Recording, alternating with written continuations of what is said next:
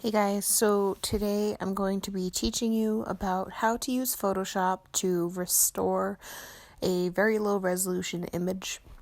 In this case, it's a very low resolution and a very small image. It's a logo from high school, and the high school logo has not been seen as a large file in a little while, so it becomes a little bit problematic when we're trying to print at a large scale.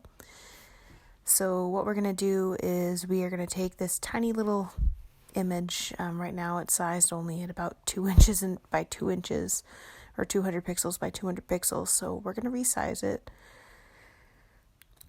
It's just too small to use for any kind of large format printing. And because of how small it is, it ends up very blurry. So we are going to resize this to something more like 50 by 50 inches, which is 1500 by 1500 pixels. And I'm going to change the resolution to 300 dpi, which is definitely a little bit higher.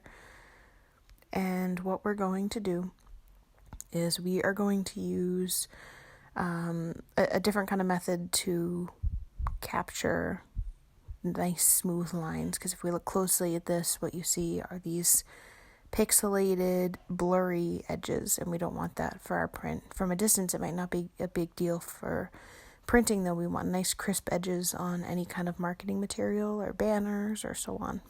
So what I'm going to do is I'm going to create a backup layer. I always do that for my Photoshop files to make sure I don't lose any detail. I always take a locked layer and I leave it unhidden away in the background. And then I'm going to duplicate my layer so I have a working layer. And then I'm going to also add a background layer on top of that backup layer that I have. So I'm just going to make that white. So use a paint bucket and just fill that layer with white. And then on top of it, this is my working layer that I'm going to be using. So I could just use the magic wand tool, and I could just select all of the white in this photo and even just reverse select to get all the black, and try to color overlay or use the paint tool to fill in the selection that I just made, hoping that maybe it would get a little bit of a clearer image. But that doesn't always work, especially because we had resized it from 200 by 200 pixels to 1500 by 1500 pixels. Sorry, not 1500, 15,000 by 15,000 pixels. So that's a big difference. So just to show you an example, if I select the black and if I use the paint tool and fill it in,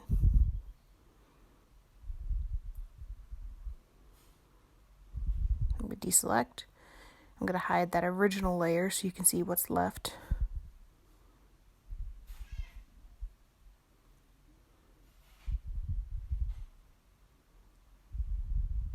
Hold on, I'm going to make a new layer just for this so that it's not overlapping the existing image.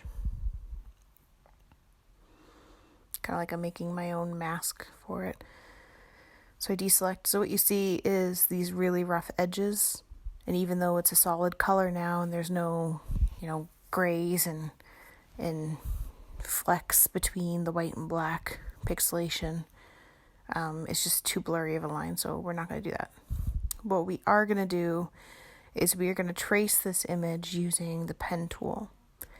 And specifically within the pen tools, there's one called the Curvature pen tool. And because this design has so many curves to it, not so much straight lines or anything like that, we're going to use this tool. So if you've never used a pen tool in Photoshop, basically all you have to do is you have to click and click and click, and it creates a path going around whatever you're tracing. And you can see I started right on this edge, and where you might have more detail, like a very sharp corner, for example, you might want to click more and have more points. The points are just like pivot points, versus over here, where it's not as sharp as a turn. I could span a little bit farther and click, but right here, this is sharp, so I'll click a few more times. But on these flatter areas, I can just click sporadically, but a little farther apart, around the corner, a little bit closer together because there's more detail. So you can see right here, this is a really good example of where the line really got a little funky. It wasn't straight. It wasn't sleek. It definitely got a little wonky. So we're just clicking a little bit farther apart. That way this nice smooth line will be created. And right now, I am just tracing the outline of the entire logo. I'm not doing any of the detail work. So this will end up creating a single layer to form it all as a masking layer or a clipped part. And we'll fill this in with black, and then I'll go back and do the same thing for all of the interior details. Keeping in mind positive and negative space, I'll just go back and fill in different shapes with white so that we mimic our design, and I'll probably just merge them all together at the very end, touch it up with a paintbrush or an eraser as needed, and we should be good. So this shouldn't really take that long. For this video, I am going to speed up the process so that you don't have to watch me click 1.5 billion times. But just to give you an idea of how the tool works, click around the corner, just keep going. And every single point you make is a click. So keep in mind that if you were to accidentally click in the wrong location, I could use the back command.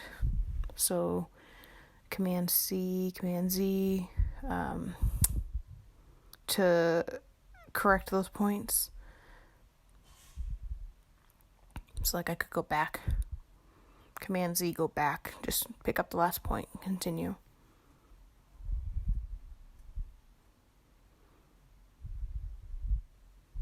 So right here, there's a little bit more detail, so I'm going to click more frequently and have the points closer together. I'm following around his chin. And I'm not exactly tracing the lines perfectly because I'm trying to correct some error. So it's okay that I'm not tracing it spot on. That's the whole point of why we're doing this. The lines definitely got a little wonky, so we're correcting what seems to be missing. And if you get to the other side of your little loop, click it together, and you'll notice that a line forms with little blue dots. We're going to right click one of those points, create a vector mask, and that creates an individual layer. So here I am just going through really fast, and I'm doing all the interior details as we discussed. And notice in the bottom right hand corner, the layer that had been created is a clipping layer. So that's what's going to happen every single time we create a loop, is it's going to create this individualized shape that we can fill with a solid color. So I created that one solid color as the background of this Spartan head, and I'm going to create all these individual ones. But to give you an idea of what it looks like, I'm going to fill in these shapes so you can see some of this starting to come together. This is just a really good exercise of positive and negative space.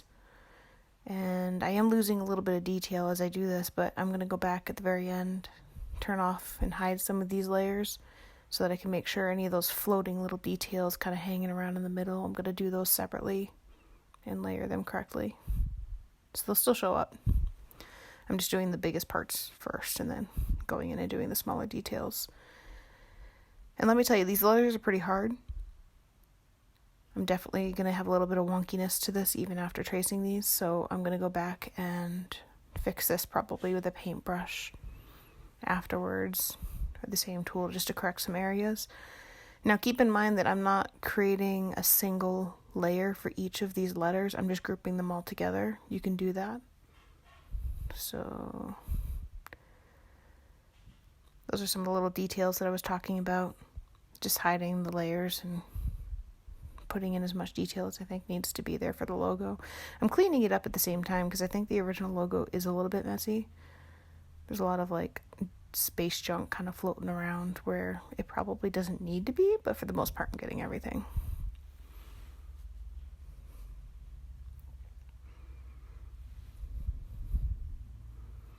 Just refreshing an old logo.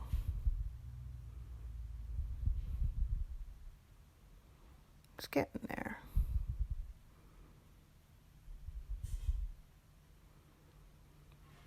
So if I go and hide my tracing layer, the one that I have been tracing this whole time, and I turn on all my masking layers, you're going to see this really kind of clear up. So scrolling out. There you go. So now you can see it's gone from blurry and low resolution to definitely smoother lines, a little bit more clear.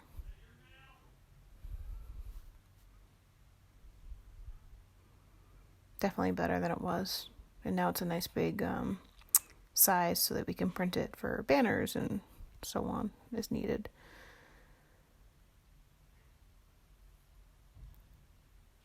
Now another thing to keep in mind is that I'm going to merge some of these layers together. I'm not going to leave them all individualized like this while I'm using the brush tool and the eraser to clean up stuff. So what I'm going to do is I'm going to select some of these layers and just right click to merge down and just merge them all together. Still keeping my original image separate, my background image separate. But I'm going to merge them together that way. Like right here, you can see that the text I think was really hard to get that clipping on. So what I'm going to do is I'm going to use the pen tool again and just go around some of these letters to kind of even them out and clean it up a little bit more, straighten them out a little bit. And you can do this however you want. I'm using a combination of the pen tool again to create some of the larger spanned lines evenly. I'm terrible at drawing with the brush tool and creating a nice straight line. So I'm going to be using the pen tool.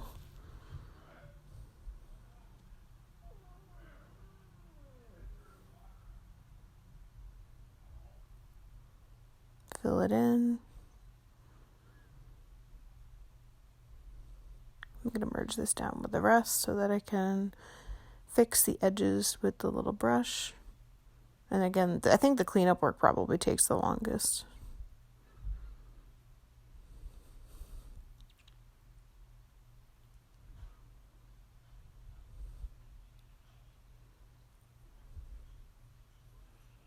Just clean this up. But that's already a big difference right there. So you just have to go through the letters, clean it up, fix the wonkiness, make it a little bit more legible. You probably don't have to. I'm just doing it so that it reads a little bit better. Use the brush tool where needed.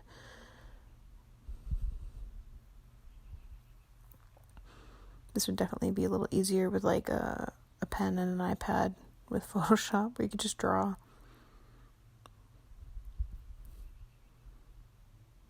Anyways, you get the idea. And that's basically it.